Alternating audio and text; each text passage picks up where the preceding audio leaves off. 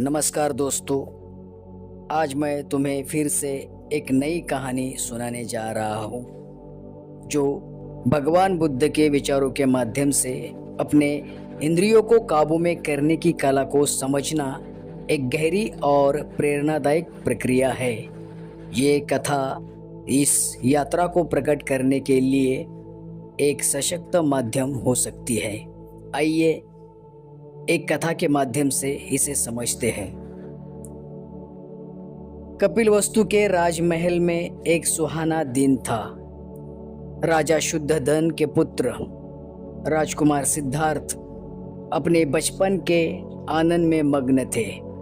महल के भीतर जीवन हर सुख सुविधा से परिपूर्ण था, किंतु राजकुमार के मन में एक अजीब सी बेचैनी थी।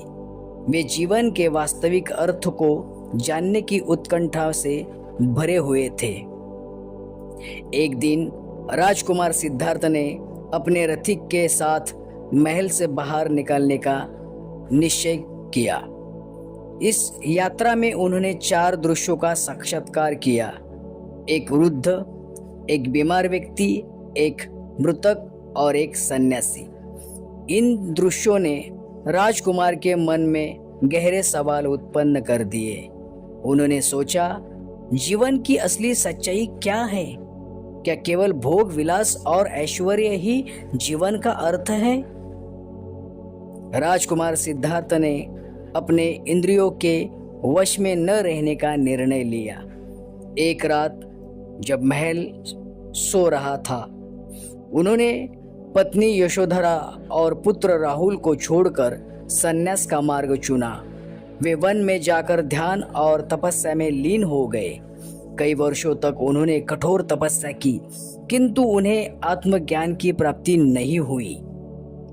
आखिरकार राजकुमार सिद्धार्थ ने ये समझा कि अति तपस्या और अति भोग दोनों ही मार्ग अनुचित है। उन्होंने मध्यम मार्ग का अनुसरण करने का निर्णय लिया। इस मार्ग में उन्होंने न तो इंद्रियों को अत्यधिक कष्ट देने का समर्थन किया और न ही उन्हें खुला छोड़ देने का। राजकुमार सिद्धार्थ बोधि वृक्ष के नीचे ध्यान में बैठे कई दिनों तक बिना हिले डुले ध्यान करते रहे। उन्होंने अपने मन की गहराइयों में झांककर इंद्रियों को नियंत्रित करने के उपाय खोजे। पहला उपाय था प्रज्ञा, अर्थात सही दृष्टिकोण और समझ। बुद्ध ने महसूस किया कि मन और इंद्रियों को नियंत्रित करने के लिए सही दृष्टिकोण अत्यंत आवश्यक है। जीवन की अनित्यता, दुख और असारता को समझकर ही मनुष्य इंद्रियों के बंधनों से मुक्त हो सकता है। दूसरा उपाय था शील, अर्थात नैतिक आचरण। नैतिक आचरण का पालन करके व्यक्ति अपने इंद्रियों को अनुशासित कर सकता है।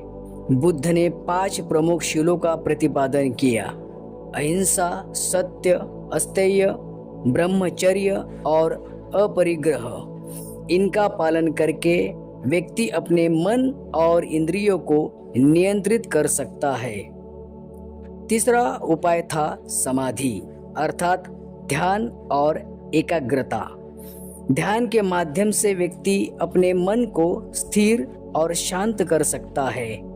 नियमित ध्यान और योगाभ्यास से इंद्रियों की उच्छृंखलता पर काबू पाया जा सकता है। बुद्ध ने विभिन्न ध्यान विधियों का प्रतिपादन किया जो व्यक्ति को आत्मज्ञान की ओर अग्रसर करती है। इन उपायों का पालन करते हुए राजकुमार सिद्धार्थ को बोधि वृक्ष के नीचे आत्मज्ञान की प्राप्ति हुई। वे बुद्ध अर्थात जागृत बन गए। उन्होंने अपने अनुयायियों को इंद्रियों को काबू में करने के विभिन्न उपाय बताए। निष्कर्ष: बुद्ध के विचारों के माध्यम से इंद्रियों को काबू करने की ये कथा हमें सिखाती है कि सही दृष्टिकोण, नैतिक आचरण और ध्यान के माध्यम से हम अपने मन और इंद्रियों को नियंत्रित कर सकते हैं। इंद्रियों पर विजय प्राप्त करने से ही सच्चे सुख और शांति की प्राप्ति हो सकती है। इस कथा के माध्यम से हम ये भी समझ सकते हैं कि इंद्रियों को काबू में करना कोई एक दिन की प्रक्रिया नहीं है, बल्कि ये एक दीर्घकालिक साधना और समर्पण का परिणाम है। बुद्ध के विचार और उनकी शिक्षाएं हमें इस मार्ग पर चलने की प्रेरणा देती है। धन्यवाद।